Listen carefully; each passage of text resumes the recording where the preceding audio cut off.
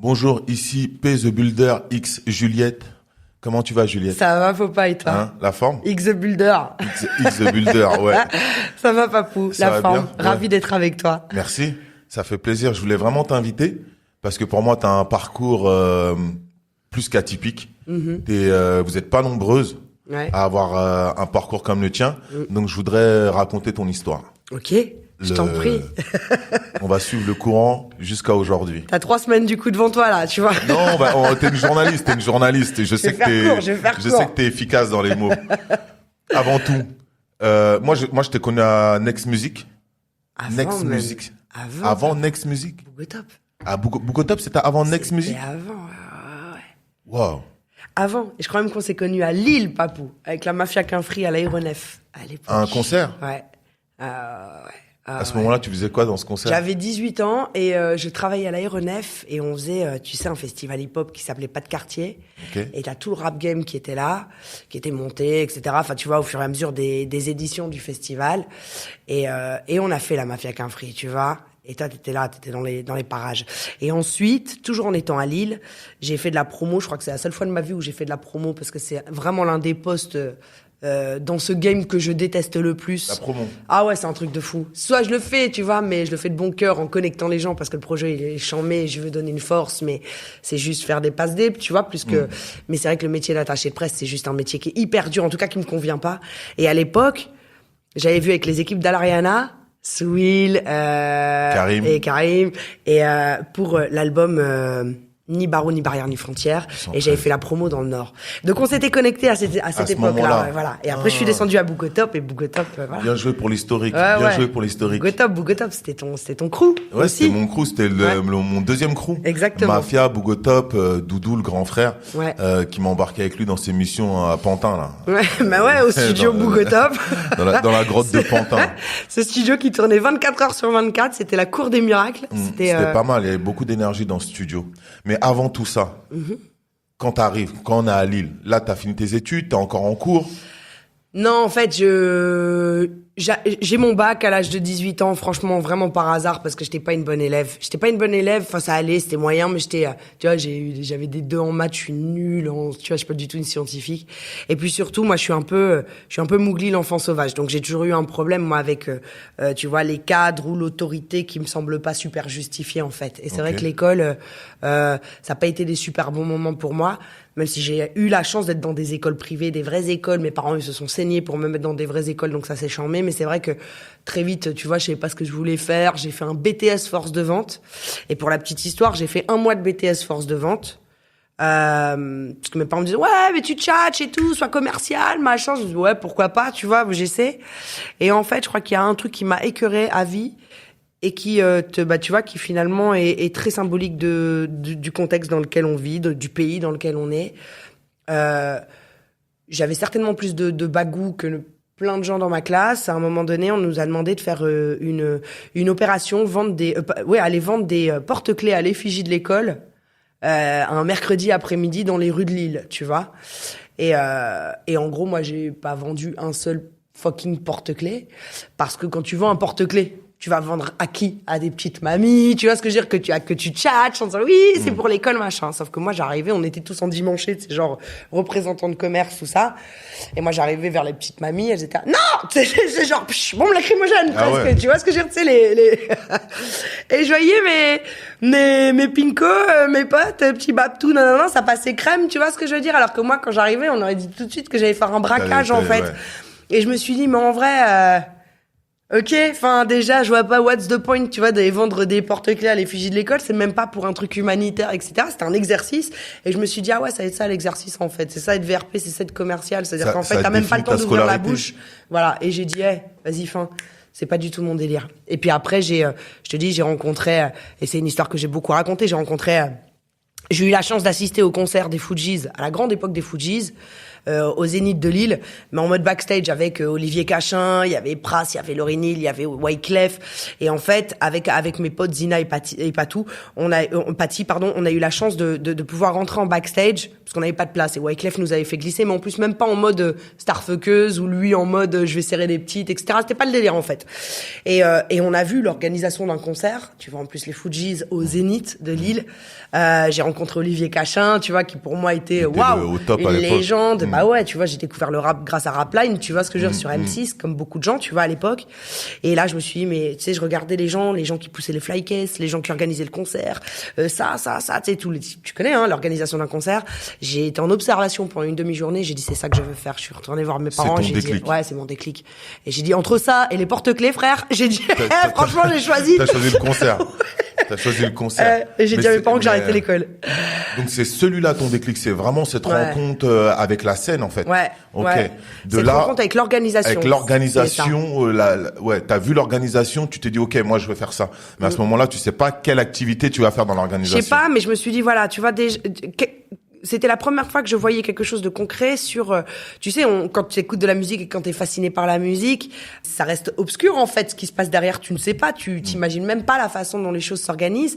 Et là, c'était la première fois que j'avais vraiment, tu vois, des clés de compréhension quant à l'organisation, et je savais pas exactement ce que je voulais faire, mais je savais que je voulais faire partie des personnes de l'ombre, et je voulais faire partie de l'organisation de éventuellement de concerts. Et c'est pour ça que je suis allée voir par la suite Manu Baron à l'Aéronef en disant ouais, je vais faire ça de spi électrique. J'avais aucune expérience, mais tu vois, les planètes se sont alignées. À l'époque, ils montaient justement ce festival Pas de quartier.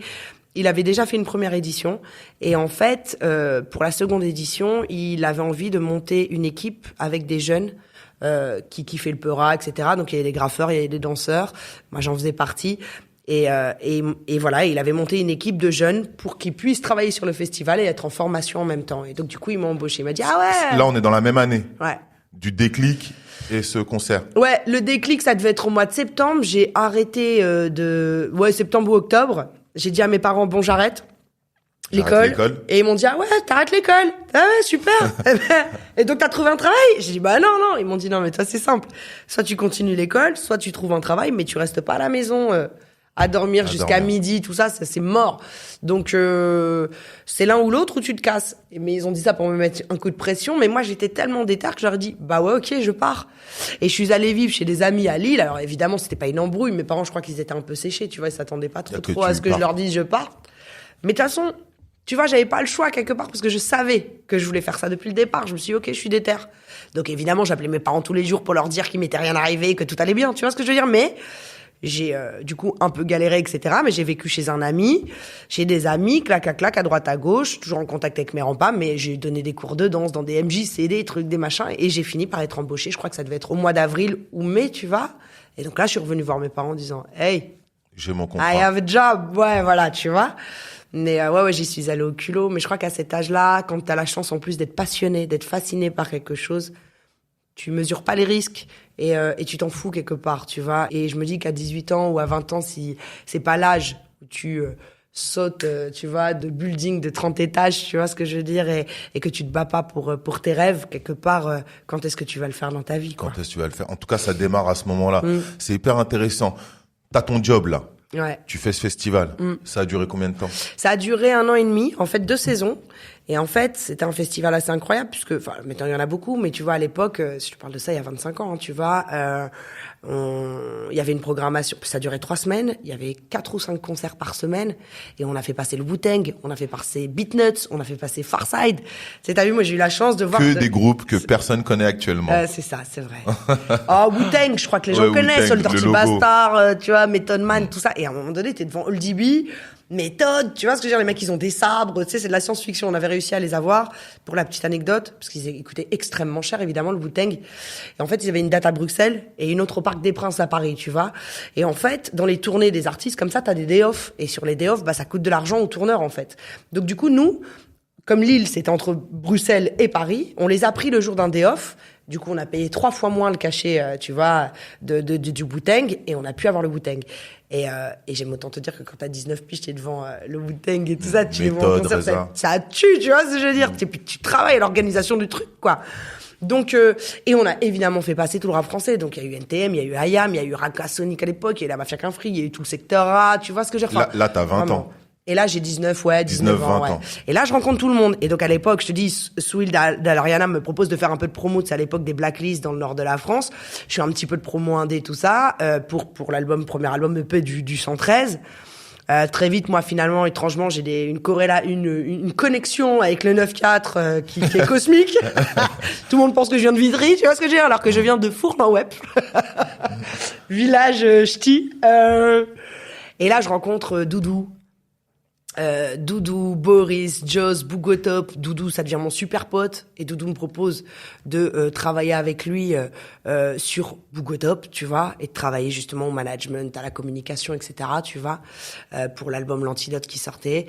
Par la suite, j'ai rencontré Rude Lion, tu vois, toutes les équipes. Enfin, voilà, quoi, tu vois. Après, le reste, c'est de l'histoire. Là, t'arrives sur Paris à ce moment-là. Ouais, je suis descendu sur Paris à l'arrache, pareil. Pareil, coup de tête? Bah, pas coup de tête, mais je me suis dit, en fait, en vrai, c'est là-bas que ça se passe, quoi. Et je faisais beaucoup d'allers-retours. Lille-Paris, t'as vu, c'est 1 heure en TGV. T'avais quand même commencé à faire tes va-et-vient. J'avais commencé à checker du monde et tout ça. Et quand Doudou m'a vraiment proposé de travailler avec lui sur Bougotop, très concrètement, j'ai dit, OK, bah, je descends sur Paris, quoi, tu vois.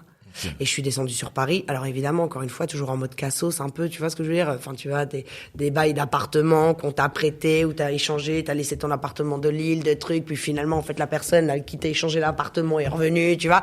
Donc il m'est arrivé quand même pas mal de bonnes petites galères quand j'y pense, tu vois, en me disant, je serais pas super rouge pour revivre ça, tu vois, mais quand t'as 19 ans et 20 ans et que t'as profondément le sentiment d'être là où tu dois être et que tu fais tes classes et t'apprends ce que t'as à apprendre et que t'es dans l'univers dans lequel t'as envie d'évoluer depuis toujours, bon bah voilà, tu composes et tu fais avec. Et c'est à l'époque où on s'est connus, évidemment, Papou. Ouais, l'expérience Bougotop, ça a été, comment dire, ça a été difficile de rentrer tout de suite dans le game ou ça a été comme un poisson dans l'eau? Ça a été facile pour toi? Dès que t'es arrivé à Paris, entre tes expériences à Lille. Ça a été, en fait, je vais dire un truc, ça a été facile. En fait, non. Mais je peux te dire que ça ne l'a pas été,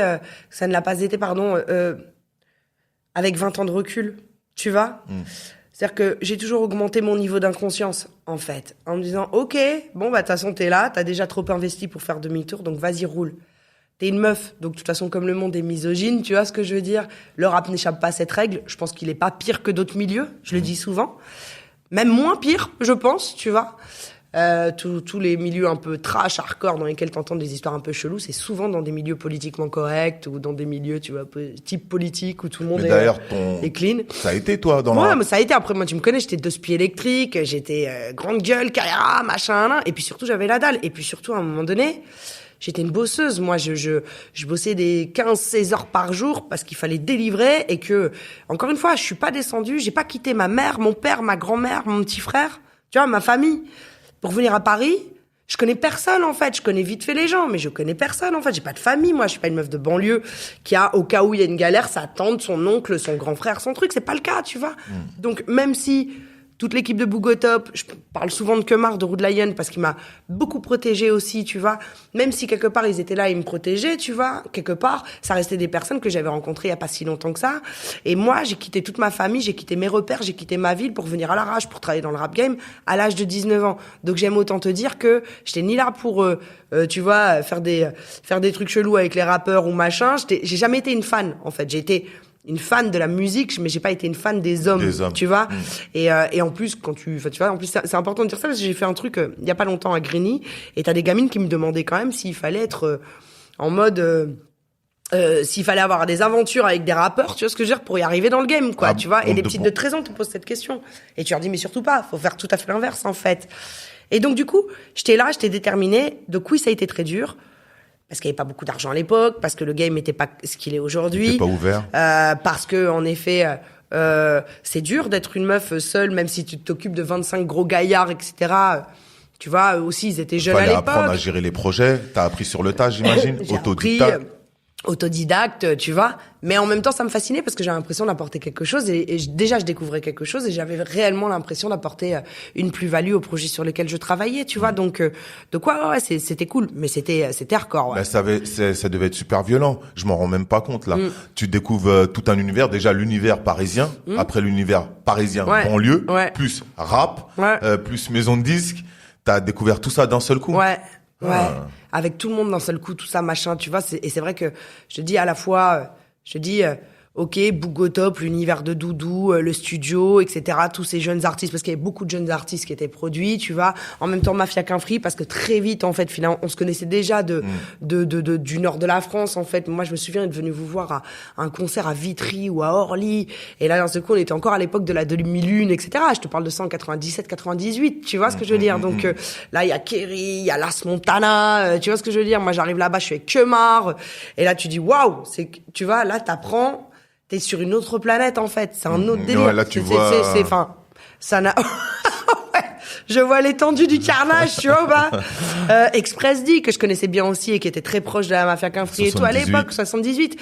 Mais c'est vrai que je découvre d'autres mentalités, d'autres façons de penser, d'autres façons d'être. Et puis, je découvre après, parallèlement, les boss de médias, les boss de maisons de disques.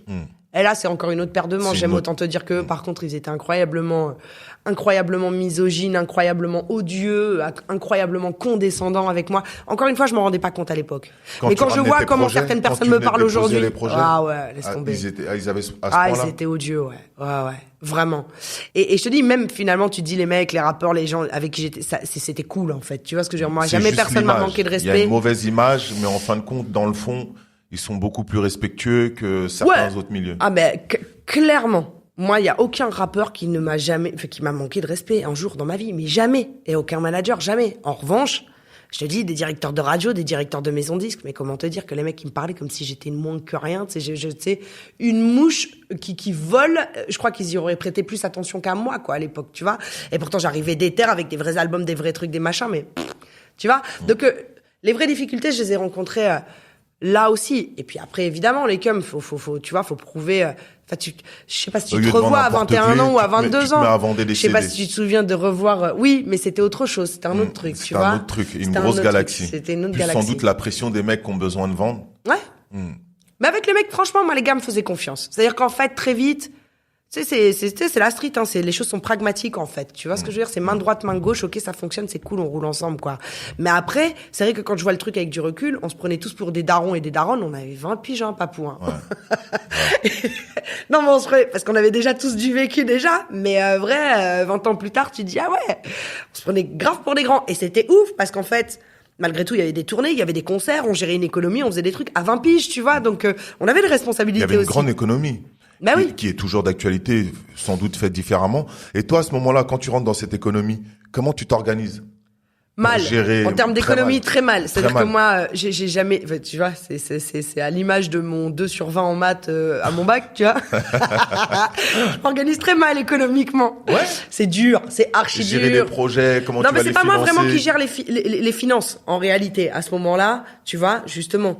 Moi, je gère la partie marketing de, ok, on va investir là, on va faire telle stratégie. Okay. Moi, je suis sur la stratégie. Je suis pas sur la gestion de budget. Et après, je gère mal à titre personnel parce que, du coup, moi, je suis payé pour faire un job, mais en réalité, encore une fois, comme l'économie est pas florissante, c'est pas un truc de ouf, je gagne pas tellement d'argent, tu vois ce que je veux dire, c'est compliqué, quoi, tu vois ce que je veux dire. Mais encore une fois, c'est à cet âge-là que tu galères pour apprendre, et c'est très bien de l'avoir fait comme ça. Ce marketing, cette communication dans la musique, pareil, tu l'apprends sur le tas? Ouais. Y a rien. Il y a pas un truc que je sais faire aujourd'hui, que j'ai pas appris sur le tas. J'ai rien fait comme étude, en fait. Tu vois, j'apprends, je découvre, j'étudie moi, je scanne ce qui se passe à droite, à gauche et ouais, autodidacte. Des échanges, ce qui se passe ailleurs, t'observes. Ouais. Je pose beaucoup de questions.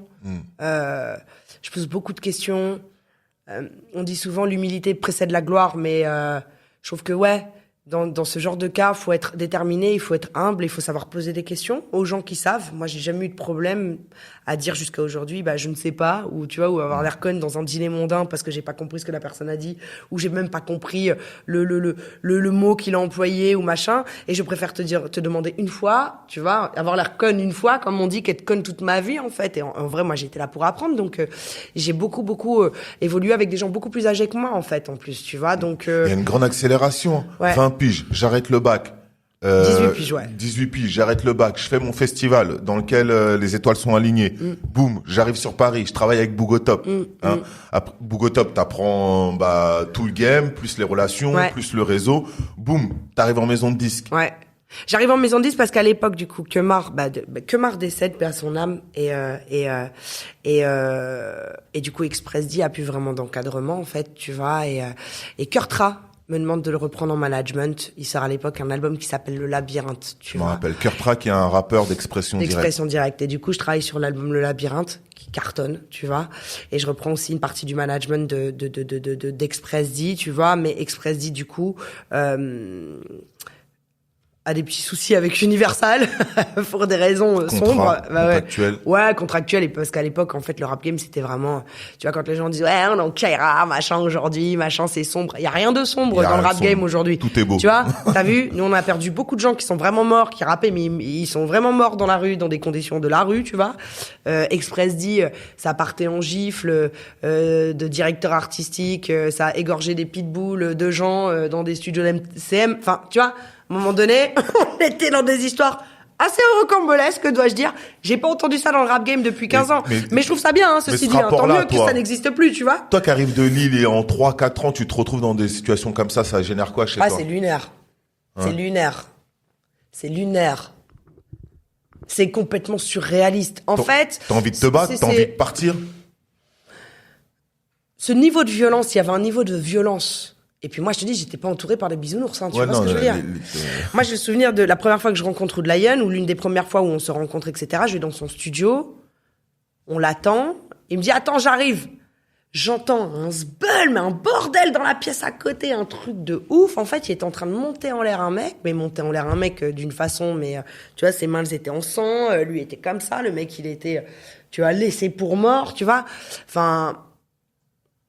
On est à des degrés de violence. Moi, j'ai vu des choses.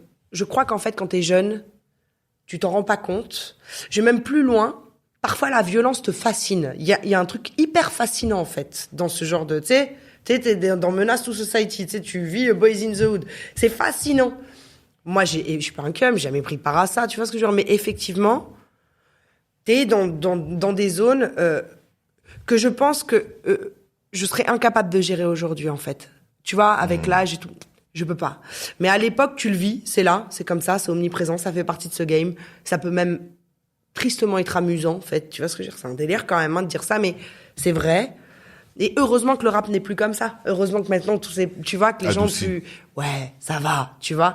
Mais du coup, moi, je l'ai vécu. J'étais dedans. T'as pas de recul. Et encore une fois, allez, faut y aller, on y va. Et puis moi, j'ai toujours été un peu garçon manqué, donc encore une fois, bon, c'est comme ça, c'est hardcore, mais moi je suis pas, tu vois. Ok, j'avance. Là, t'es que dans le rap ou t'as commencé Que dans le rap, et à l'époque du coup, comme Express D se voit rendre son contrat par Universal, il décide d'aller signer chez Night and Day à l'époque, Patrick Colleoni.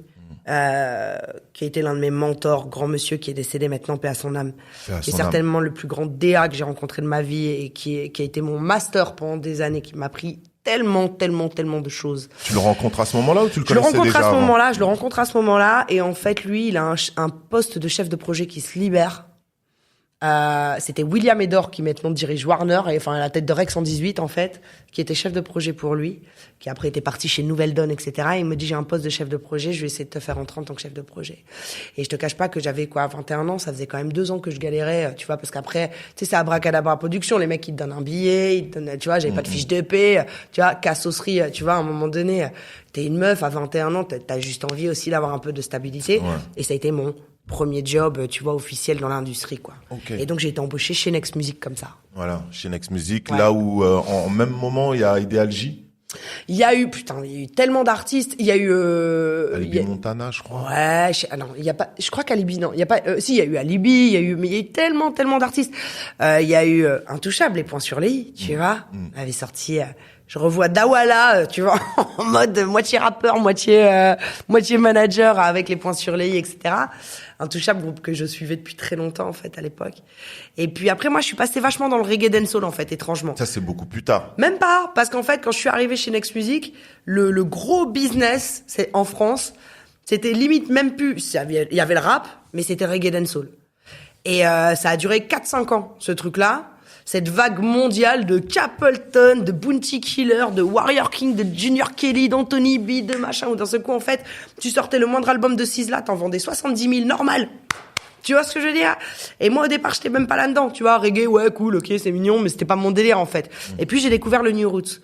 Et j'ai donc découvert des mecs comme Bounty Killer, je connaissais déjà, mais je me suis retrouvée quand même à travailler avec la famille Marley, Kimani Marley, Bounty, Benny Man, Sean Paul, sur Kimani Marley qui a sorti un album chez vous là-bas. 2 albums, ouais, de Kimani.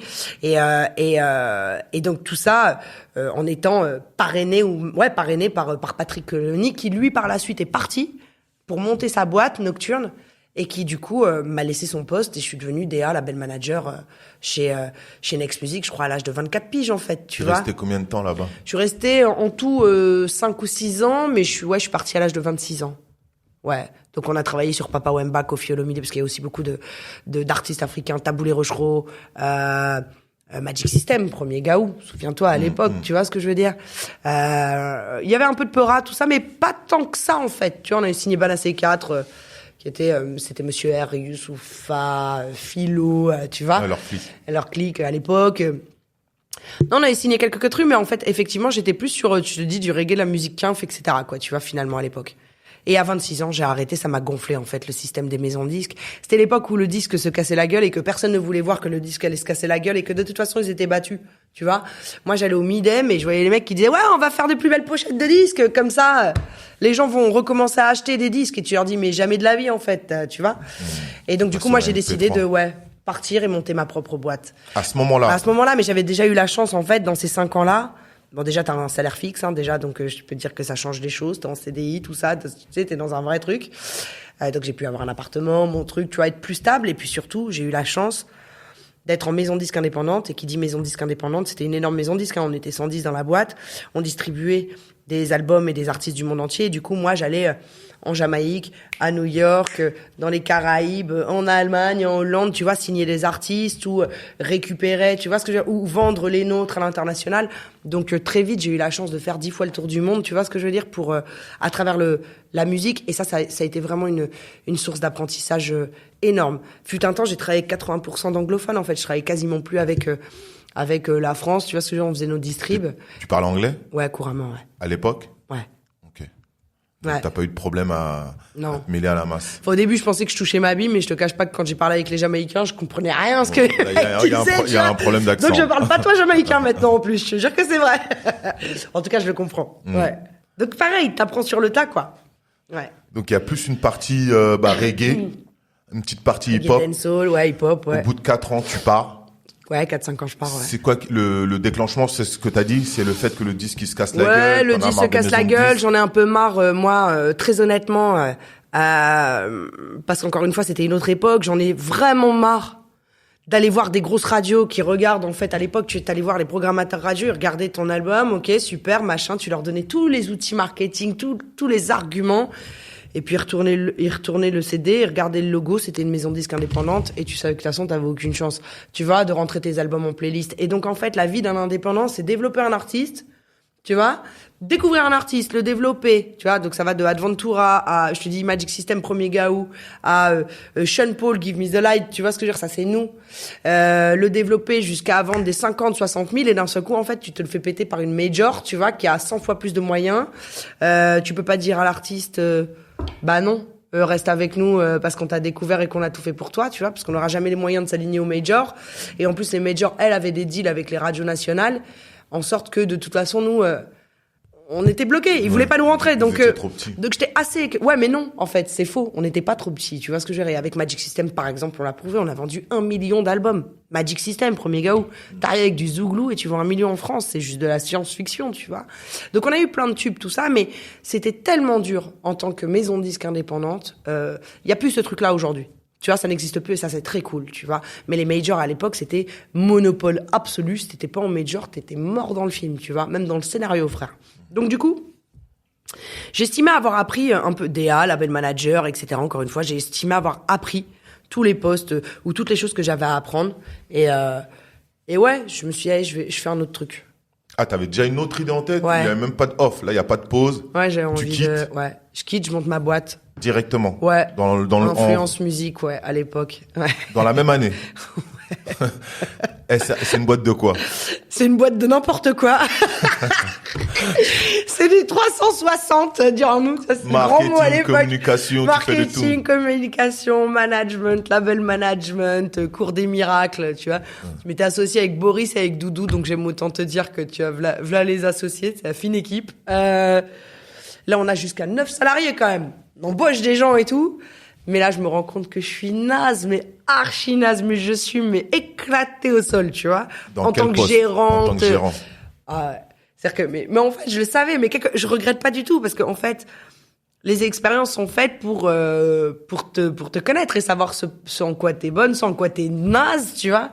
Moi, j'allais voir l'expert comptable, j'avais l'impression de rentrer en CP. Tu me demandais de faire une déclaration de TVA, papou, mais j'avais la boule au ventre tellement ça me gonflait. C'est normal si tu l'as jamais fait. Ouais, puis ça ne m'intéressait pas. Tu sais, moi, j'ai une phobie administrative, je voyais le papier, les trucs. Et déjà, ce côté comptable, tout ça, grosse flemme. Et puis après, gérer des salariés, t'as vu, ouais, je peux gérer des artistes, des grosses équipes, ok, mais les salariés qui te demandent de faire une liste le matin, la rayer le soir, être sur les côtes des gens pour voir s'ils ont bien fait leur travail, je peux pas, moi, faire ça, en fait. J'en suis incapable. Et donc, du coup, t'as vu, j'ai fermé cette gentille boîte au bout de 3 ans, à 0. 3 ans, quand même. On a gardé 3 ans, j'ai payé l'URSSAF, tout, machin, pas de faillite, carré, pas de rien. dépôt de bilan. Quand je suis allée au tribunal du commerce à Nanterre, les juges, ils m'ont regardé, ils m'ont rionné. Pourquoi? Parce que même les juges, ils m'ont fait comprendre que j'aurais pu gratter un peu, fermer à moins 50 000, tu vois, je serais pas allée en prison, quoi, tu vois. Parce que tous les gens qui déposent le bilan, tu sais, vas-y, ils se démerdent, ou en tout cas, ils poussent le truc jusqu'au bout. J'ai dit, moi, j'arrive à 0, fin de l'histoire, je veux plus entendre parler de tout ça. Pas de problème, Allez, fin, next. Ouais. Donc, 3 ans, c'est cool, là, encore. Ouais, et on récupère mais plein de gens justement, du coup le label management de VP Record, c'est là où je m'occupe du management de tu vois, francophone, de Sean Paul, de Shaggy, de tous ces artistes là, tu vois. Que vous récupériez dans votre boîte? Dans ma boîte, ouais, dans notre boîte, on avait récupéré TVT, donc Lil Jon, Ying Yang Twin, Pitbull. À l'époque, c'est nous qui avons fait péter Snap Your Finger en France. On avait fait plein d'opérations, tu vois. Je me souviens même qu'on avait fait un showcase privé de Lil Jon au VIP, et la RP, c'était une espèce de poule sans tête hystérique. Elle était en mode couvre-feu. T'avais Lil Jon, c'est quand même une resta, qui est là en train de rapper, Snap Your Finger, et t'as l'attaché de presse qui a l'habitude de faire du Gucci, tu vois ce que je veux dire? Enfin, pas Gucci Mane, hein, du Louis Vuitton, tu vois. Elle, c'est VIP. Elle arrive, je vous ai dit que c'était le couvre-feu! Et elle met sa main comme ça sur le truc du DJ, frère. Sur le vinyle, carrément, quand le mec est en train de mixer, machin. On a dit que c'était le couvre-feu, les enfants, et tout, que c'était fini. C'est parti en couille, t'avais des chocs des mondes des fois, tu vois ce que je veux dire, avec la meuf du... Et donc ce showcase était... Bon, on a quand même fini par... Il y a Jean Rock qui a réalisé que sa meuf faisait n'importe quoi, et du coup on a continué à faire cette fameuse soirée, ce fameux concert avec Lil Jon, et je te dis, il y avait Ying Yang Twin, il y avait Pitbull, enfin tu vois, les grosses équipes. De quoi on a vécu des moments assez gauleries quand même, surtout quand, je te dis, quand on faisait du label management d'artistes internationaux pour la France. Juste à t'entendre, on sent la passion que t'as quand même, que t'avais pour gérer ces artistes. Ouais, puis c'est alors à la fois je suis partagée, tu vois ce que je veux dire, parce que moi je suis pas du tout, tu me connais, hein, je suis pas du tout en mode avant c'était mieux, rien c'est mieux. Non, c'est rien, tu vois, c'est juste là comment tu l'exprimes, on sent. Ouais, mais parce que en vrai la réalité c'est que je raconte rarement ces anecdotes là. Après t'es mon frère, ça me fait marrer, et c'est même des choses que j'ai oubliées. Je te dis, même je pense que l'anecdote va peut-être emmerder tout le monde, cette histoire de vinyle avec la RP poule sans tête qui fait dans la Fashion Week d'habitude, qui clash Lil Jon sur scène. Mais moi c'est des moments que, tu vois, en parlant, enfin, auquel je pense jamais, donc ça m'amuse beaucoup, ouais. Et puis c'est cool d'avoir vécu ça, en fait. Ouais, c'est cool. C'est cool, je regarde jamais dans le rétroviseur, donc en fait, du coup, j'y pense jamais à ça. Donc ouais, ça m'amuse. Et puis c'est chouette, ouais. Je me suis marrée, j'en ai bien chié, mais je me suis marrée. En même temps, mais c'est le boulot qui veut ça, c'est un plaisir, et en même temps, il y a la difficulté du travail. Vous fermez la boîte. Ouais. Tu dis au revoir à tous les artistes, et là, qu'est-ce qui se passe? Juliette, elle se repose ferme un la peu boîte, Doudou, lui, part dans le cinéma. Lui, il est en mode cinéma. C'est quand même moi qui ai négocié ses 2 premiers contrats de cinéma à Doudou. À l'époque, je crois que c'était Nuit Publique, et après, c'était La Commune, tu vois. La série, La Commune, ouais.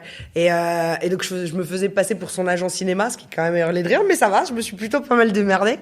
Doudou était en mode, Boris partait, lui, sur toutes les histoires tu vois, d'édition, etc. Donc ouais, on ferme fin.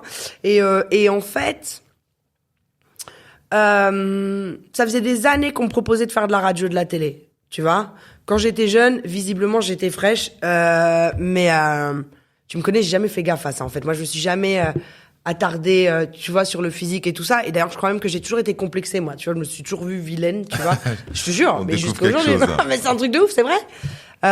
Moi, j'ai toujours été une petite grosse, quand j'étais petite bouboule et tout de fou. Donc, je crois qu'en fait, j'ai ce truc-là. Non, donc, mais t'as du caractère et t'es déterminé. Ouais, et puis...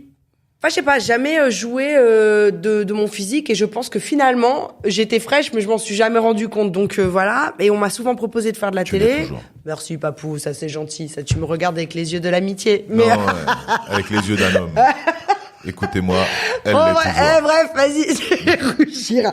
Mais et puis j'ai une voix. Et tout le monde m'a toujours proposé de faire de la télé, de la radio, mais tu sais en mode je présente des kilos de tomates ou des clips ou la météo, ça n'avait aucun sens pour moi. Tu vois ce que je veux dire? Parce que déjà, la notoriété, c'est quelque chose que je connais, que j'ai complètement démystifié depuis toujours parce que j'ai accompagné beaucoup de gens dans l'ombre. Je sais ce que c'est. Je connais les avantages et les désavantages de la notoriété. Et puis ensuite, j'ai pas l'ego, moi, pour dire, oh, tiens, je vais à la télé juste pour présenter un truc que n'importe qui pourrait présenter à ma place. Mais t'as commencé directement par la télé? Il y avait pas eu du journalisme entre les deux? Jamais. J'ai commencé par la radio. Ouais. Et c'est Claudie Sillard, qui est comme mon frère, que je connaissais depuis 20 ans, tu vois, avec son frère, parce qu'il faisait aussi de la prod avec Couleur Musique, tu vois, ils avaient signé, j'ai beaucoup aussi travaillé dans le zouk, tu vois, justement, je parle de ça, reggae, tout ça. Il y avait Tyronif, Effet Typical, Jocelyne Labille, tous les gens en mode Caraïbes, tu vois, et Claudie, c'était mon ref depuis longtemps. Il rachète Tropic FM et il me propose, tu vois, justement, à l'époque où je ferme la boîte, je suis dans une réflexion en me disant... Non, on a quelle année, là? J'ai 28 piges, donc c'était il y a 14 ans, tu vois. Donc il y a 14 ans, faisons le calcul, monsieur, les amis. Je vous l'ai dit, deux en maths. Non, 2000. Bon, bref, il y a 14 piges, quoi. Et là, Claudie, et je réfléchis, je dis, ouais, peut-être que c'est le moment, en fait, pour moi de faire de la radio, parce qu'en fait, j'ai toujours voulu travailler dans ce game, mais parce que j'ai toujours voulu mettre en avant et contribuer à la mise en avant de gens qui disaient tout haut ce que beaucoup pensaient tout bas, les musiques urbaines, le rap en particulier, mais même le dancehall, c'était un peu les haut-parleurs c'est la voix du peuple. Et en fait, je voulais contribuer à cette mise en avant. C'était important pour moi d'être le vecteur. Donc du coup, la réflexion a été de quelle façon je peux être vecteur d'une façon ou d'une autre, tu vois. Et c'était peut-être le moment justement pour faire de la radio ou de la télé, en proposant mes propres contenus. Puisque attends, là, l'idée, c'était de continuer à mettre en avant, mais à travers moi, quoi, tu vois. Et entre les deux, t'es pas manageuse? Entre les deux, justement, je t'explique. Du coup, j'arrête, je ferme Influence Musique. Je discute avec Diclo, qui, lui, me propose de faire, en direct, une demi-heure de programme par semaine sur Tropic FM. Okay. Où il est hardcore, l'exercice, en direct, 30 minutes, 3 titres. Donc 3 titres en moyenne, c'est 9 minutes. Le reste du temps, je dois parler et raconter des histoires. Avec Claudie qui est en mode, bon alors je t'explique, la musique est un prétexte pour parler d'actualité, de politique, de géopolitique, d'histoire de vie. Tu te démerdes, t'écris en fait. Et tu racontes des histoires. Et en plus là, sache que tu parles à des Antillais de 40 piges qui s'en branlent du rap en fait. Et qui détestent même, tu vois. Eux, ils écoutent Tropic FM plutôt pour écouter du zouk et ce genre de choses. Donc là, tu vas en plus tu vas pas enfoncer les portes ouvertes et parler à des gens qui savent de quoi tu parles. Tu vas parler à des gens qui en plus pour le coup n'aiment a priori pas ce que tu fais ou la musique que tu fais. La peur de ma vie, la première fois que je me suis retrouvée derrière le micro en direct comme ça, j'ai cru que mon cœur allait exploser, quoi, tu vois. Mais j'ai appliqué, c'était un grand bourbier dans lequel Claudie m'a mis, mais en même temps, ça a été la meilleure école du monde pour apprendre. Bah, comme d'hab. Papier, ouais. Feuille, stylo. Papier, stylo, j'écoutais, machin, tout ça, cac, je me souviens. Ok, c'était l'époque de Sefiu, noir et blanc, machin, nan. Ok, je vais prendre Sefiu, tel truc, machin. Ok, telle histoire. Ok, Tanya Stephens, It's a Pity. Ok, telle histoire, clac. Et j'allais chercher parce qu'à l'époque, il y avait quand même beaucoup de thèmes dans les musiques. Et donc, chercher des thèmes ou chercher des histoires de vie. Et toutes ces anecdotes, je les connaissais quand même. Tu vois, j'avais beaucoup d'anecdotes à raconter en 15 ans. Tu vois ce que je veux dire? Déjà d'expérience ou en 10 piges d'expérience. Ouais, presque 15 ans. Non. Ouais, j'avais 28, 10 piges d'expérience. J'avais quand même beaucoup de stories. Donc, du coup, je racontais plein de choses, tu vois. Je passais Kerry, ghetto français, tu vois ce que je veux dire. Et je racontais l'histoire de James. Et finalement, ça a vraiment marché. Sauf que, effectivement, une demi-heure de radio par semaine, tu vois. Et puis, RFI. Claudie me propose de le rejoindre à RFI en tant que chroniqueuse. Ça, c'est derrière. Toujours à mes 28 ans, tu vois, dans la même époque. Ouais, mais encore une fois, voilà, ça se cumule. Mais c'est pas avec des piges de 80 € brut, frère, que tu vis, tu vois ce que je veux dire. Ouais, c'est ce que j'allais venir en même temps. Et du coup, en parallèle, Moi, j'ai Chris Smith, qui était le manager à l'époque de Nelly Furtado, qui est en train de tout cartonner. Chris Smith, qui est un Jamaïcain qui vivait au Canada et aux États-Unis, qui avait été élu justement, je crois en 2015, non, avant. Je sais plus. Bref, le meilleur manager au monde, etc. Parce qu'il avait pété les 40 millions d'albums vendus dans le monde avec Nelly Furtado, tu vois. Lui avait très vite compris qu'en fait, sur des artistes majors comme Nelly, il fallait placer des managers un peu partout dans le monde. En tout cas sur les pays stratégiques. Et tu sais à quel point déjà c'est le bourbier de développer un artiste quand t'es à côté avec les maisons de disques à côté, etc. Déjà quand t'es dans le même pays, tu galères. Donc c'est vrai que quand en fait ton artiste va faire une sortie en France, en Italie, en Allemagne, au Japon, sur des pays très particuliers en fait avec des langues, avec des codes différents, l'idée pour lui et pour beaucoup de managers américains, c'était d'avoir des managers relais qui fasse le management sur tel territoire pour assurer que sa parole et sa stratégie soient bien appliquées, mais adaptées aussi au terrain, tu vois. Et donc, du coup, Chris Smith me propose de m'occuper de Nelly Furtado et de prendre le relais sur la France, tu vois. Et à ce même moment, moi, je découvre les Brick and Lace qui viennent de signer, les deux sœurs jamaïcaines qui ont cartonné avec Love is Wicked. Et je dis ça, en France, ça peut cartonner. Et donc, du coup, effectivement, je développe, alors tout le monde pensait qu'elles étaient connues aux États-Unis, tout ça, mais absolument pas. C'était des ghostwriters pour plein de gens, pour Rihanna, pour Pussycat Dolls, pour Shakira, mais elles étaient pas connues. Mais moi, j'ai réussi à faire un petit braquage à l'époque sur Love is Wicked. On finit par vendre plus de 500 000 singles. On est top 2 des ventes de singles en France pendant 3 mois. Là, c'est quoi ton statut? Manager, mais sauf salarié. Que moi, j'ai fait un deal avec Chris pour qu'en fait, au-delà des pourcentages que je peux prendre, il me paye tous les mois, tu vois ce que je veux dire, pour faire ce job. T'as gardé ton côté rassurant. Où j'avais ce truc-là, tu vois ce que je veux dire. Bon, ça a été dur, hein, quand même, mais là ça a été une période où... Une période où il y a 3 métiers en même temps. Ouais. T'es manageuse, tu gères ton émission de 30 minutes. Ouais. Et je fais des chroniques à RFI, pour Claudie. Et en fait, François me propose de faire des chroniques aussi dans une émission qui s'appelle Ultramarine, tu vois. C'est un magazine qui parle des ultramarins. Et l'idée, c'est très carré, machin, très info. Et moi, on me propose d'aller faire des portraits de gens qui illustrent les propos de l'émission, etc. Et encore une fois, j'y vais, j'apprends sur le terrain, en fait. Tu vois ce que je veux dire? Moi, je suis quelqu'un de très contre toute attente et malgré les apparences, je suis quelqu'un d'extrêmement rigoureux. Je travaille énormément. Malgré les apparences. Non, mais parce que je suis une punk, moi. Tout le monde sait que je suis rock'n'roll, que je suis un bordel, d'accord. Tu vois, mais quand il faut travailler, à un moment donné, on y va. Et je vais travailler 4 fois plus, 5 fois plus. T'es une machine de guerre. Je suis une machine parce qu'il y a beaucoup d'appelés, très peu d'élus, et qu'en fait, c'est une espèce d'honnêteté intellectuelle envers les gens avec qui tu travailles et envers soi-même, en fait. Tu vois. Et en fait, quand t'es autodidacte, j'aime autant te dire que, vas-y, hein, charme. Et en même temps, chance d'avoir cette passion. Quand t'es passionné. Il y a beaucoup de passion quand tu parles. Ouais. Et quand t'es passionné, en fait, finalement, même si c'est dur, il y a quand même la passion qui fait que moi, je suis une éternelle apprentie tout le temps. Je suis avide de savoir.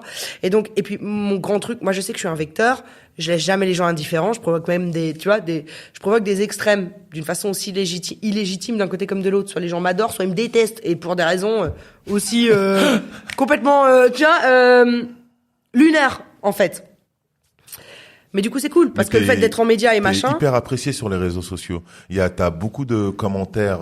J'ai beaucoup de commentaires positifs, ouais, c'est vrai. Franchement, dingue. Je déteste alors évidemment. Mais je pense, en fait, c'est très con, hein, c'est très bisounours ce que je vais dire, mais la lumière appelle la lumière, en fait. La bienveillance appelle la bienveillance. Tu vois? Dans tout ce que je fais, moi, je suis jamais dans les clashs, et pourtant, j'aime autant te dire que, tu vois ce que je veux dire, il y a 2-3 personnes que j'aimerais ne pas louper, tu sais, qui t'ont foutu le seum, tu vois, frère. Et tu me connais, tu vois, mais moi, je préfère aller voir la personne, lui dire ce que j'ai à lui dire, tu vois ce que je veux dire, je vais te donner l'heure. Mais j'ai pas besoin de spectateurs pour ça. Je pense que le monde est pollué par des clashs.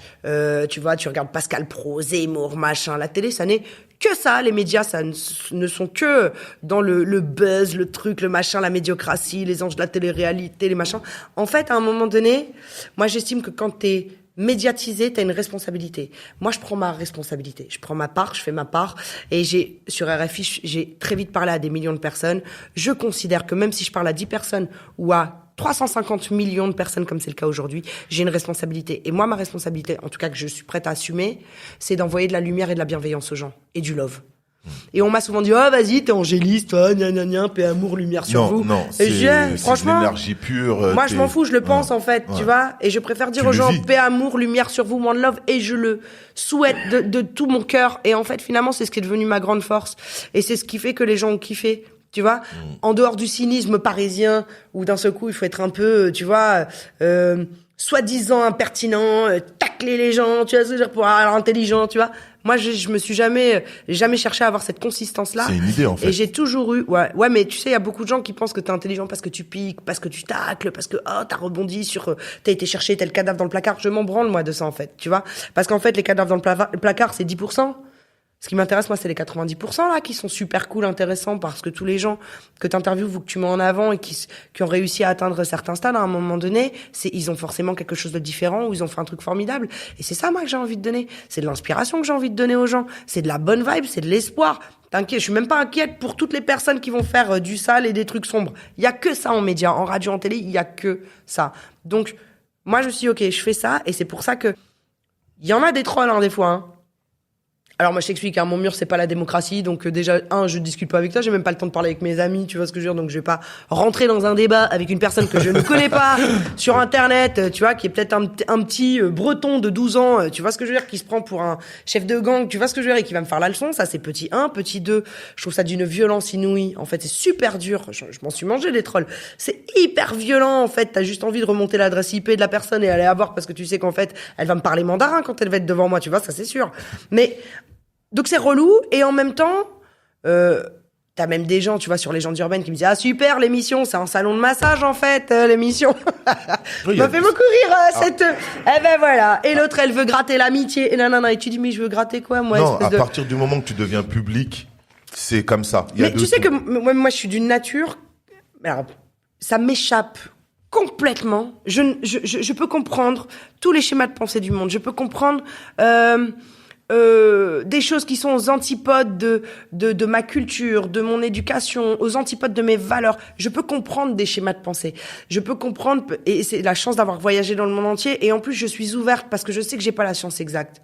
Mais je ne comprendrai jamais, mais jamais je peux comprendre. Pourtant j'ai retourné le problème dans tous les sens. Je ne peux pas comprendre. Moi je regarde un truc, j'aime pas, next.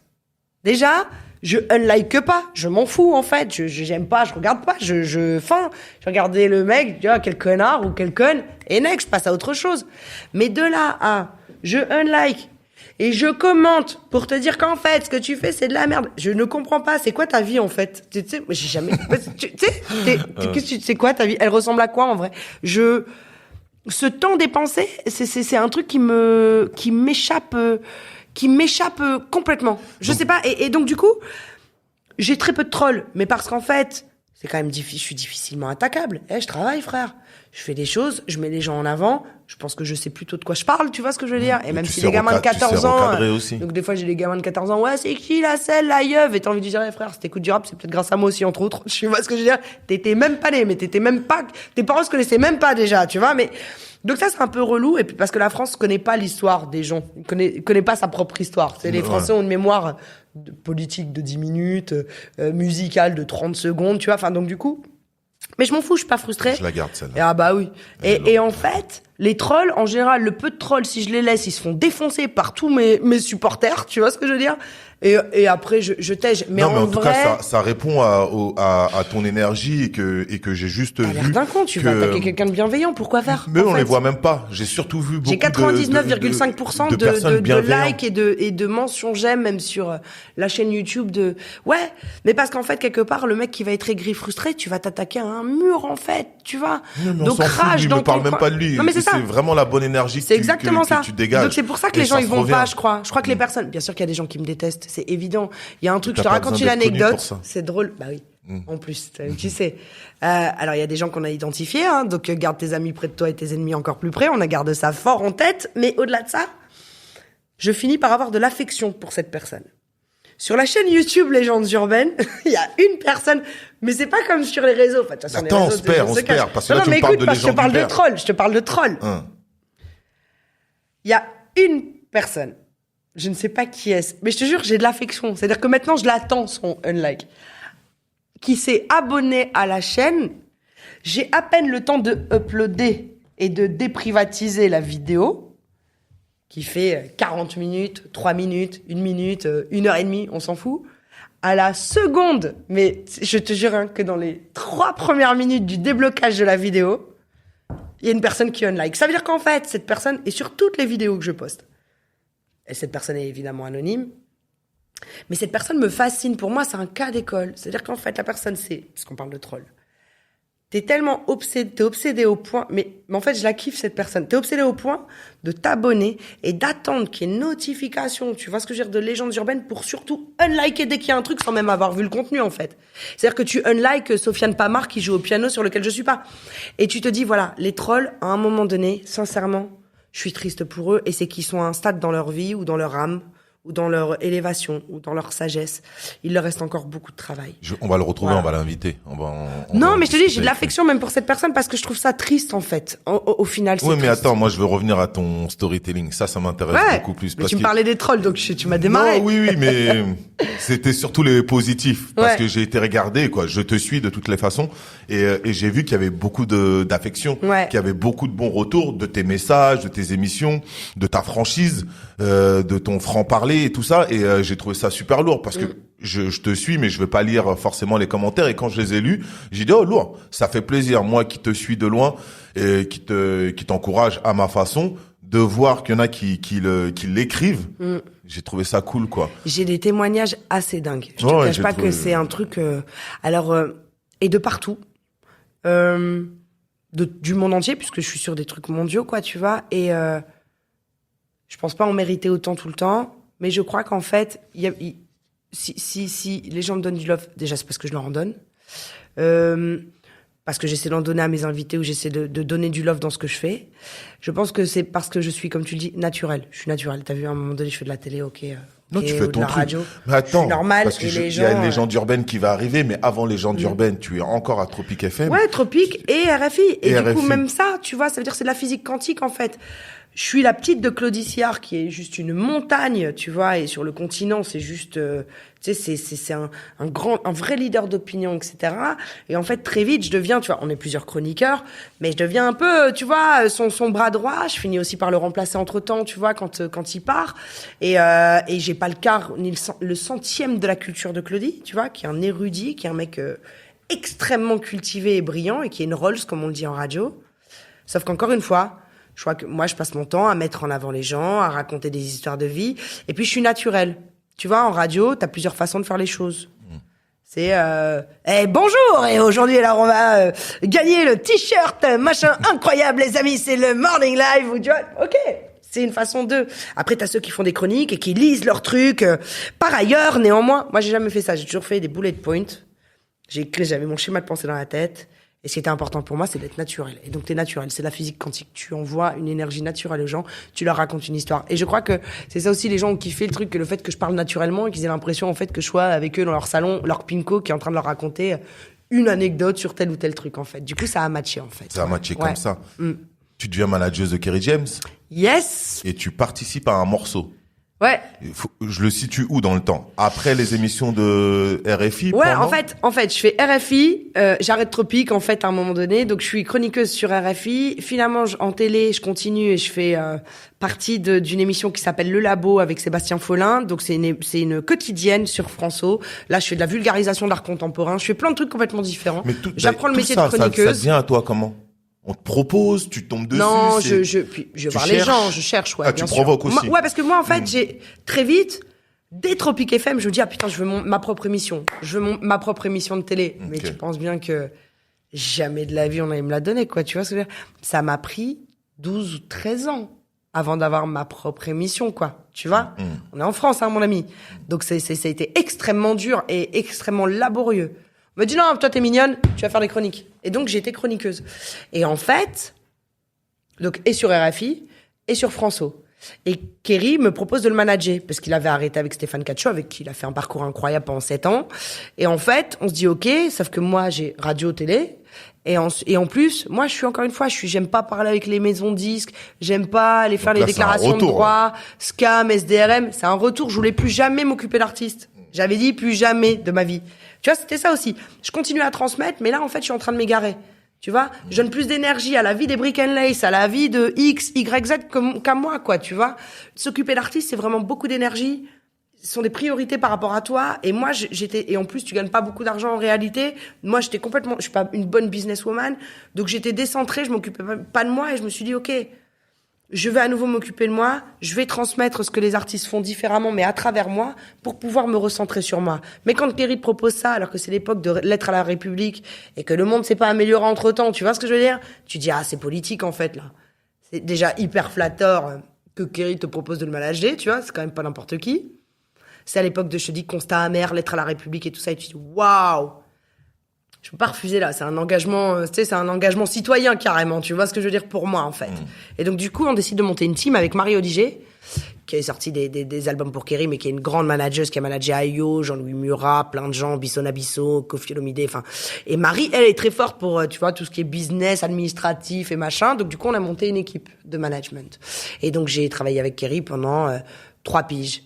Et en fait, donc ça c'était à l'époque de Dernier MC, du Bercy, on a monté ensemble la CES, je travaillais avec lui sur le début de la CES, on a fait une tournée en Afrique, et puis à un moment donné, ça y est, on avait exploité l'album, et puis moi je voulais recommencer à me centrer sur moi, parce que là, en l'occurrence, s'occuper de Kerry, c'est, tu vois, ça te prend, mais surtout que, je te dis, il y avait le Bercy à remplir et tout ça, donc j'ai vraiment donné au moins 1 an et demi de ma vie, en faisant quand même de la radio et de la télé, mais j'étais sur, tu vois, sur le développement et en collaboration avec Kerry pendant, tu vois, vraiment 1 an et demi, matin, midi, soir. Et donc, du coup, je suis restée dans la team, etc. Mais après, j'ai repris et puis j'ai arrêté. Tu vois ce que je veux dire? Comment t'atterris dans le morceau?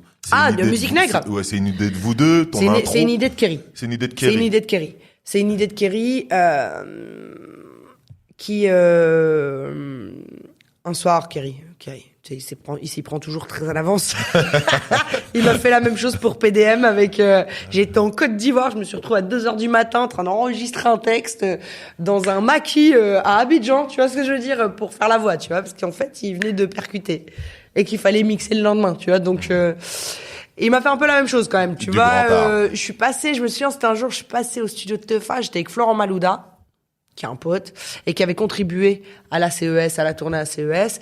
Et là, Kerry, avec qui je suis toujours en relation, hein, tu vois ce que je veux dire.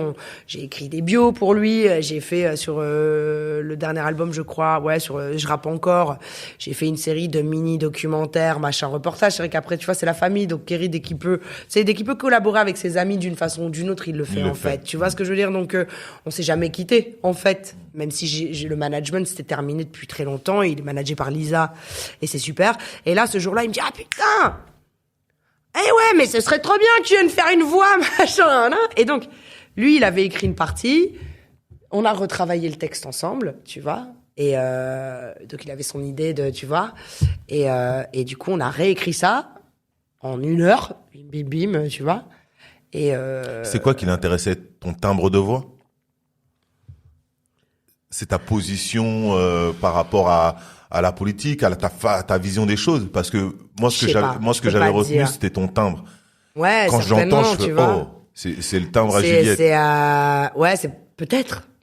En plus, Kerry, c'est ça, il est mort de rire, tu vois, en fait, surtout sur ma voix. Tu sais à quel point il peut me charrier là-dessus. Tu connais notre gars.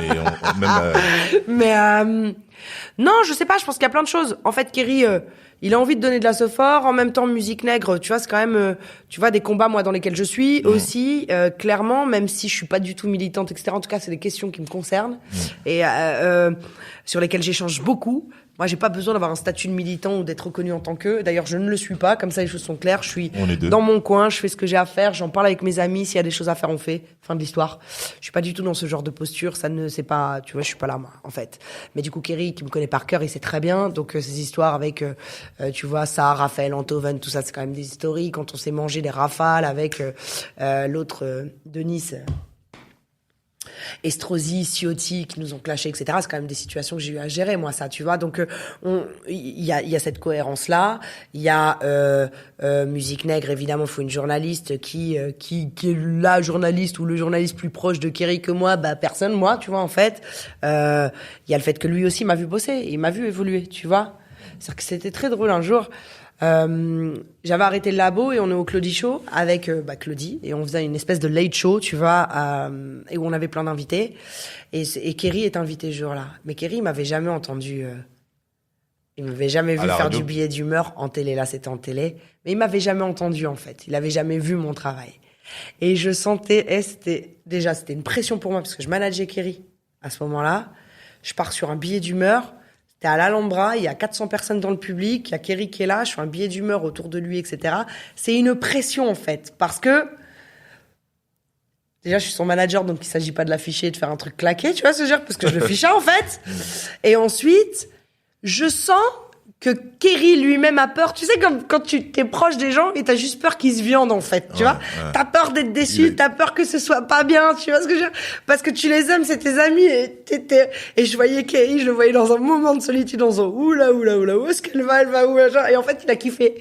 Et il est venu me voir en me disant, putain, je suis impressionné, t'écris et tout, c'est toi qui écris, tu sais, il se fout de ma gueule, évidemment.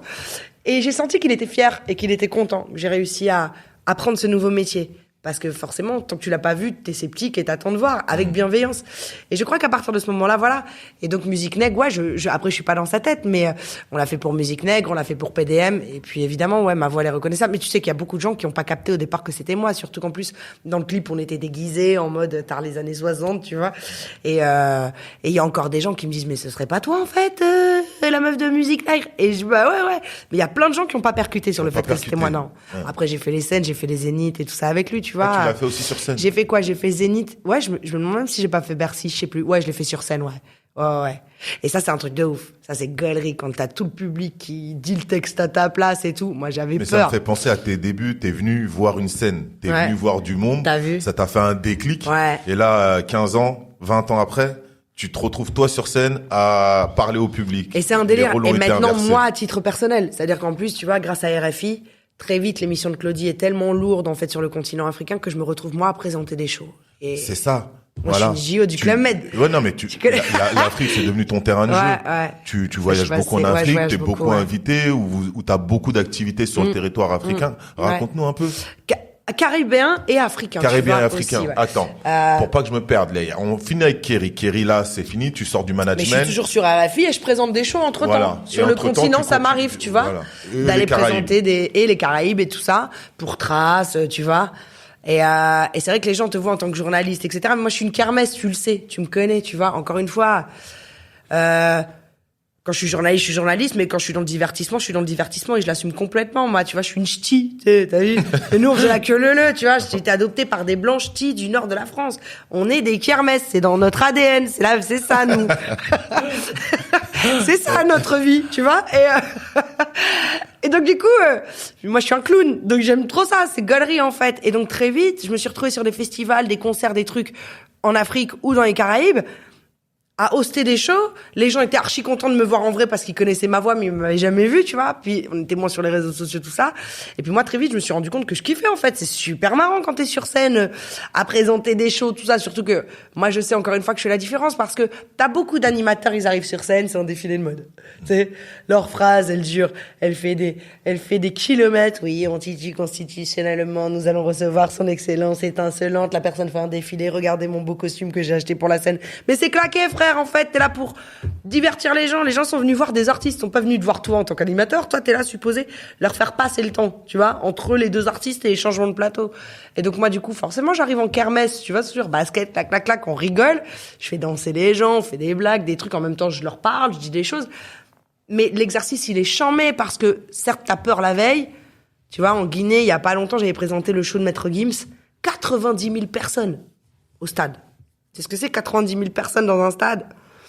Et là, la veille, le moment de solitude, je me dis, mais je suis une gueudin, moi. Et c'est à l'époque où je manageais encore Kerry, tu vois, entre les deux, quoi, tu vois, tu dis, mais je suis une folle. Comment on dit bonjour en sous-sous, je me souviens plus, mais ça se trouve, ils vont me jeter des pierres, ils vont dire, qu'est-ce qu'elle fait là, elle, tu vois ce que je veux dire, on s'en branle, c'est pas notre animatrice qu'on veut voir, tu vois. Mais t'as des moments de solitude, et puis après, le lendemain, tu dis, bon, quand faut y aller, faut y aller. Et quand tu montes sur scène et que les gens, tu vois qu'ils sont une joie de te voir, ils sont archi contents. Toi, t'es content. Bon, il y a certes des fois un ou deux trolls, mais bon, tu vois, ça, on les éteint rapidement, tu vois ce que je veux dire, parce que autrement après, ça fait effet boule de neige et c'est la merde, tu vois, mais pour le coup, ouais, c'est une énergie que je kiffe parce que finalement, tu vas à la rencontre des gens pour qui, t'écris, pour qui tu fais de la radio, pour qui tu fais des chroniques, à l'époque, en tout cas, pour qui aujourd'hui je fais des émissions, parce que c'est aussi pour eux. T'échanges beaucoup avec eux? Ouais. En direct, quand t'es sur scène, Sur scène, ouais. Parce qu'en plus, c'est bam, bam, bam, c'est du, tu sais, c'est de l'énergie pure, quoi, et c'est du love, tu vois. T'es assez sollicité, pour animer, pour présenter, pour venir échanger, discuter. Ouais, mais je kiffe, moi, ça, tu vois. Moi, j'aime l'humain, j'aime qu'on se voit en vrai, qu'on se parle en vrai, tu vois. Je vais faire des conférences. Tu de ton expérience, tu parles de ton parcours, pas forcément du parcours comme là on est en train de faire, mais c'est ton expérience qui parle aux gens. Et puis les gens, je pense, il y a l'expérience, mais je pense que c'est le fait que je me prends pas la tête. Tu sais, à un moment donné, effectivement, aujourd'hui, on atteint des niveaux de notoriété, mais c'est de la science-fiction. Mais même à Paris, en fait, tu vois ce que je veux dire? On doit m'arrêter 10 fois par jour. Mais en plus, on m'arrête d'une façon cool, tu sais, c'est genre, c'est un journaliste, bien! Ouais, je regarde. Ces gens sont pas en mode, tu vois? Ah ouais, connerie, j'ai vu l'émission avec, tu sais, les gens sont bonne vibe. Ouais, ils vont loin, un petit clin d'œil, tranquille. Donc c'est cool, c'est du love, tu vois. Tu as des projets sur l'Afrique ou les Caraïbes? On t'invite sur des gros projets, des structures, des choses à faire je fais de dans ta transmission. Il m'arrive, moi, à faire de la stratégie dans l'ombre. Je fais des conférences. Je fais du média training en France aussi. J'ai fait la direction artistique de l'album des Kif No Beat, tu vois. Donc, je suis partie 2 mois là-bas pour travailler avec eux. Tu vois, non, mais je fais plein de trucs. Mais, après, c'est vrai que la présentation de show, la magie, de toute façon, c'est simple. Je te dis encore une fois, c'est de la physique quantique, c'est de l'énergie pure. Quand tu t'amuses, les gens s'amusent. Quand tu vas de bon cœur et que t'envoies du love, les gens ils te renvoient du love. Il y a absolument aucune place pour. Et en fait, t'es tellement connu, les gens souvent, parce qu'en Afrique il y a quand même cette culture de la posture.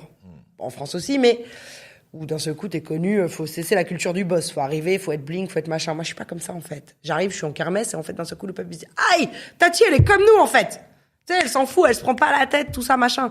Et en fait, moi, ce que je n'ai de cesse de leur rappeler, c'est qu'on fait pas des opérations à cœur ouvert. Alors certes, je suis connue. Moi, j'ai démystifié la notoriété depuis très longtemps pour avoir été proche de gens extrêmement connus dans le monde entier. C'est factuel. La notoriété est un outil.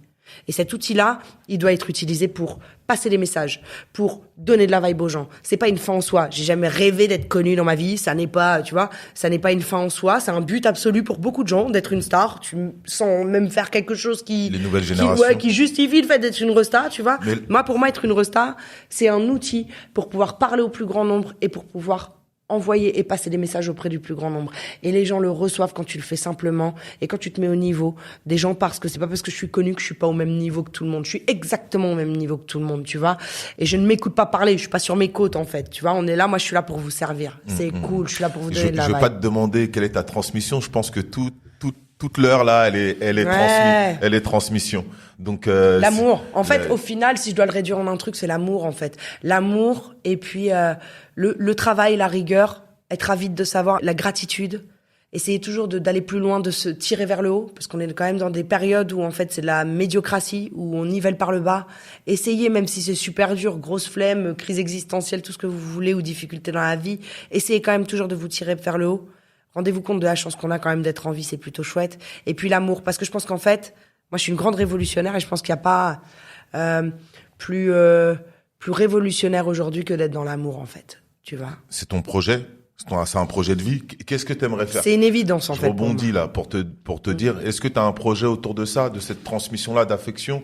J'en ai plein. C'est-à-dire que là, Légendes urbaines par exemple, tu vois, on va organiser une tournée quand les histoires de Covid seront terminées, tu vois. Espérons que ça s'arrête bientôt parce que là, vraiment, flemme de fou.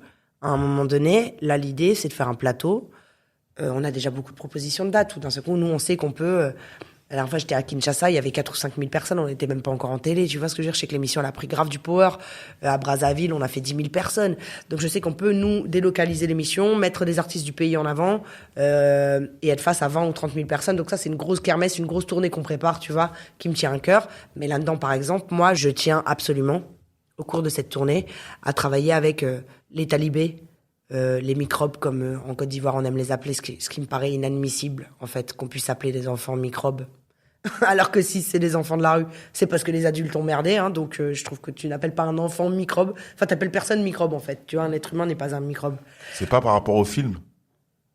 Ouais, c'est pas, j'en sais rien, mais peu importe que ce soit par rapport à quoi, tu vois ce que je veux dire, les gamins ils sont dans la rue, ils sont en chien, certes ils font tout et n'importe quoi, tu vois, pour certains, mais enfin c'est bien parce que les adultes ont pas assuré, tu vois ce que je veux dire. S'il y a des enfants de la rue, tu vois, mais en Jamaïque, t'en as partout, t'as les talibés, t'as les shégay, t'as les bébés noirs, tu vois, ils ont tous des blazes. Moi je veux travailler avec tous ces petits en fait.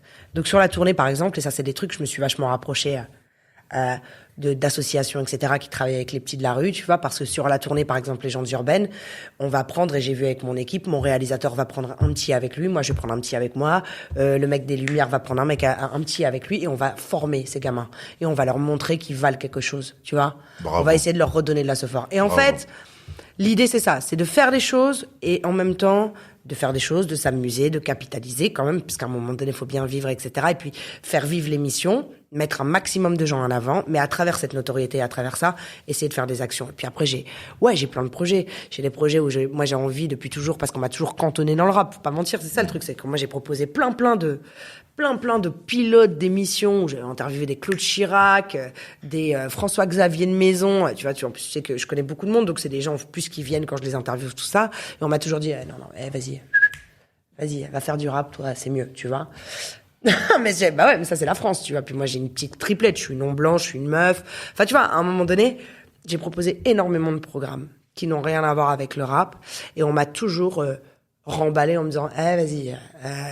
Et pourtant je te dis, j'ai interviewé des Franz-Olivier Gisbert, j'ai interviewé plein de gens comme ça, et en fait je dis pas que je suis une spécialiste de la politique ou une spécialiste de la littérature, je dis simplement qu'en fait et c'est ce que je ferai un jour, je l'espère, ça reste intéressant qu'une personne avec mon parcours issu des cultures urbaines interviewe justement ce genre de personnes, parce que l'idée est pas d'être pointu sur leur domaine de compétences. Moi, j'interviewe des humains, en fait. Donc, en fait, même dans Légendes urbaines, je parle pas de rap. J'interviewe toi en tant qu'humain. Donc, tu peux interviewer à peu près tout le monde si tu vois l'humain, en fait.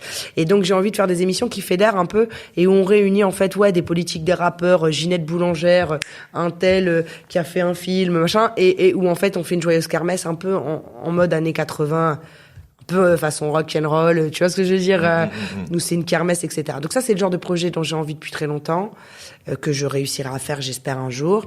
Et puis là pour le moment je te dis, Légendes urbaines, on enfonce le clou parce que c'est très dur, et que là effectivement cette émission c'est une émission de référence dans beaucoup de pays dans le monde. Qu'être sur France 24 c'est pas rien.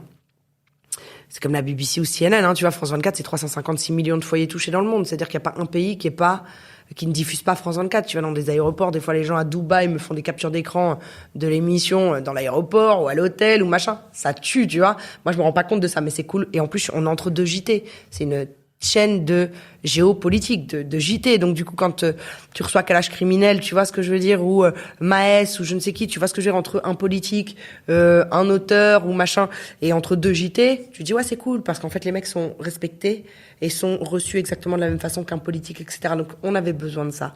Et cette émission, finalement, elle fonctionne parce que je parle à la fois aux gens qui écoutent du rap, je leur donne d'autres informations sur leurs artistes, et pour des gens qui connaissent pas du tout le rap et qui ont 70 piges et qui sont à milieu de tout ça, l'émission les intéresse en disant, ah putain, enfin une émission qui décrypte, en fait. Et puis finalement, les mecs qui sont super cool, bonne vibe, etc. Je les voyais pas comme ça à travers les clips, tu vois. Donc ça, c'était important pour moi. L'enjeu était important. C'est important pour moi en France que les gens la connaissent un petit peu plus, parce que personne n'est prophète dans son pays. Et c'est vrai qu'en France, c'est des émissions d'1 heure ou 45 minutes, tu vois, sur le net, etc. Et les gens ont 3 minutes de patience, encore une fois. Et puis encore une fois, parce que c'est dur. Et ça, encore une fois, tu vois, la misogynie est là. La condescendance, tout ça, c'est compliqué en France. Bonjour. L'émission commence à être connue, mais je peux te dire que j'en ai chié. Ça fait 2 ans que même avec des attachés de presse, tu savais, tu sais quoi, des fois j'ai des gens au téléphone, mais ils me parlent comme si j'étais... Je peux pas te dire, ils ont pas notre temps, c'est une émission, pour eux ça n'existe pas, on n'existe pas. Ou alors tu vois les managers de certains rappeurs, tu sais, qui te font galérer comme si t'étais leur petite, tu vois ce que je veux dire, parce que donc c'est très compliqué, parce que c'est moi qui fais tout de A à Z sur l'émission, tu vois. Je programme, j'écris, je gère les chroniqueurs, les trucs, les magnétomystères, je fais beaucoup de choses dessus. Et c'est vrai que alors je suis contente parce qu'on a vraiment progressé, mais je peux te dire qu'on galère encore des fois même à programmer des gens qui en fait tu sais, ils font les cums et les meufs, et tu dis waouh, c'est compliqué quand même ça. Légende urbaine. Donne-moi ton avec livre de chevet. Le livre des coïncidences de Deepak Chopra. Un morceau de musique. Un son qui t'a marqué. Super dur. Allez. Flemme, t'es relou. Oh là là. Un rap et un reggae.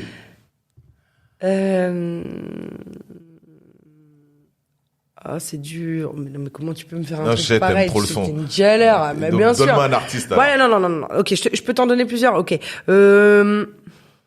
Constat amer, Kerry James. Ok. C'est eux contre nous, mais surtout nous contre nous-mêmes. Attaque contre attaque pour moi. Ah, ouais.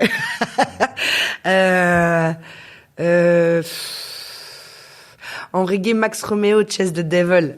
Ah, je connais pas. I'm gonna put on an iron shirt and chase the devil out of earth. C'est trop marrant. Il dit qu'il va mettre une armure et qu'il va chasser le diable de cette terre. Je pense qu'il avait beaucoup fumé quand il a écrit cette chanson, en disant je vais l'envoyer sur la planète Mars. Mais elle est très drôle. Un film. J'en ai quelques-uns moi, mais l'associé du diable. L'associé du diable. Bravo. Qu'est-ce que j'allais dire? C'est une question qui est posée à l'inverse. L'associé du diable parce que tu vois, là, je te parle beaucoup du diable alors qu'on s'en branle, en fait, en vrai, parce que je viens de te dire Chase the Devil et tout. Donc, mais l'associé du diable pour l'apprentissage et Inception, j'aime beaucoup. Enfin, moi, je suis absolument fan de Nolan et de son univers. Donc, Inception, Interstellar, etc. Moi, c'est des trucs qui me parlent beaucoup. Il est bien. Et, c'est pas avec, DiCaprio? Non, c'est avec non si attends si Inception oui si okay. Interstellar non mais c'est des trucs moi je suis fascinée par la relativité du temps par ce genre de choses alors je comprends rien évidemment encore une fois je te dis j'aurais mieux fait de rester plus longtemps à l'école il est difficile il y a 10 grilles de lecture mais ça me fascine parce que je suis fascinée par pas l'antimatière mais oui quelque part en fait le monde dans lequel on vit et la matière quantifiable dans laquelle on vit, qu'on représente 0,01%, d'accord? Donc je te parle de toi, moi, téléphone, et table, micro. La matière visible, c'est 0,01% du monde dans lequel on vit. L'antimatière, c'est 99,99% du monde dans lequel on vit, qui est scientifiquement quantifiable. Hein. Donc on parle d'électricité, on parle de la Wi-Fi, on parle de l'énergie que l'autre dégage, etc. Tout ça sont des choses qui sont de l'ordre de l'antimatière. Et je trouve qu'on a une proportion à, comment dirais-je, à ne jurer que par ce qu'on voit, en fait. Et du coup, on devient très égocentrique. On a une proportion à oublier qu'on fait partie d'un monde, d'une nature, tu vois, qu'on est relié aux astres, qu'on est relié aux arbres, qu'on est relié à la nature. On a une espèce de condescendance incroyable envers les animaux et la nature, tu vois, dans laquelle on vit. Et je trouve que moi, ce sont des domaines qui me fascinent simplement parce que ça te remet déjà toi à ta place, toi, ton ego. Tu vois ce que je veux dire? On a des égos surdimensionnés. On fait partie d'un tout. Et puis ça donne un sens à la vie à plein d'endroits aussi. C'est fascinant. C'est Confucius qui disait plus je sais que je ne sais pas, donc plus j'apprends dans ces domaines-là. Voilà. Et je te dis ça parce que Nolan a de vraies connaissances entre guillemets ésotériques ou de l'ordre justement de la physique quantique ou de l'ordre de la synchronicité, etc. Et en fait, il est capable à la fois de te faire un film de science-fiction qui va être apprécié par des gens qui ont aucune notion de tout ça, et en même temps, il y a 10 autres grilles de lecture si t'as un petit peu étudié la théorie des nœuds et ce genre de choses, quoi. J'irai faire plus attention à ce qu'il fait. Ouais. Une question que je pose au début, mais avec toi, tu seras la première à qui je la pose à la fin. Que t'inspire P. The Builder? Ah, mais Papou, que m'inspire P. The Builder? Mais non, mais toi, ce que toi, tu m'inspires, moi, c'est la fierté des nôtres, Papou. Papou, t'as été l'un des premiers à faire une marque de vêtements, mais sans rien. À l'époque de la streetwear, tout le monde avait des gros financiers, des gens derrière. Il y avait des finances, des trucs. Toi, t'étais tout seul, tu faisais ton queutru, etc. T'as jamais lâché. T'as toujours fait preuve d'humilité. T'as toujours été entouré de gens qui avaient des égos surdimensionnés. Tu vois ce que je veux dire? Et t'as toujours continué à avancer, à prendre des coups et à avancer doucement mais sûrement. Et ce que ça m'inspire, P. The Builder, bah tu construis. Et souvent, les anciens me gonfle au plus haut point, tu vois, beaucoup. Il y en a qui vieillissent très bien, type Doudou par exemple, tu vois, où d'un seul coup tu dis ok, le mec il s'est jamais arrêté, il continue, il fait des films, il fait des trucs, il va bien, il te dit pas qu'avant c'était mieux, il te dit pas que parce que Timide sans complexe s'est créé en 88, le monde entier lui doit quelque chose, tu vois, ce genre il est pas du tout là-dedans. Mais t'as beaucoup d'anciens qui sont comme ça, et t'as beaucoup d'anciens qui sont comme ça, et en plus d'une façon illégitime parce que t'as fait un truc en 92 et tu considères, sans jamais rien branler depuis, tu vois, t'as fait d'autres choses en fait dans ta vie, mais t'as fait un truc dans le rap game en 92 et donc tu considères qu'en 2021 les gens te doivent quelque chose. Sérieusement, tu vois? Et non mais sérieusement, tu sais, c'est de la, mais il y en a beaucoup comme ça, c'est pitoyable en fait. Encore une fois, je suis triste pour eux parce que ouvrez les yeux les mecs. Ce qui est respectable, certes, c'est ce que t'as fait en 92, c'est cool, mais ce qui est respectable, c'est ta course de fond. C'est ta capacité à être là tout le temps et à continuer à faire.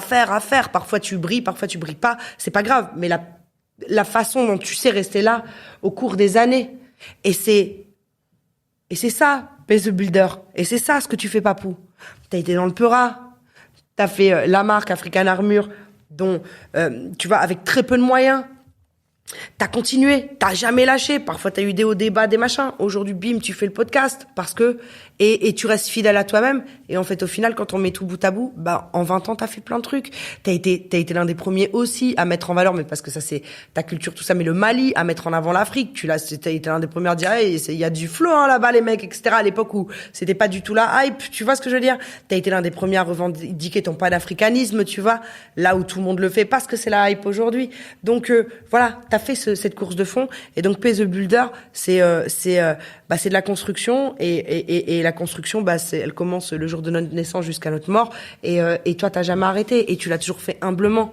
Donc, grand big up à toi. C'est ça que ça m'évoque. Bah, je pense qu'elle m'a fait la meilleure expression. Merci, Juliette. Juliette est une personne à suivre et il faut la suivre. Voilà. Merci, mon papa. De rien. À bientôt. Ciao.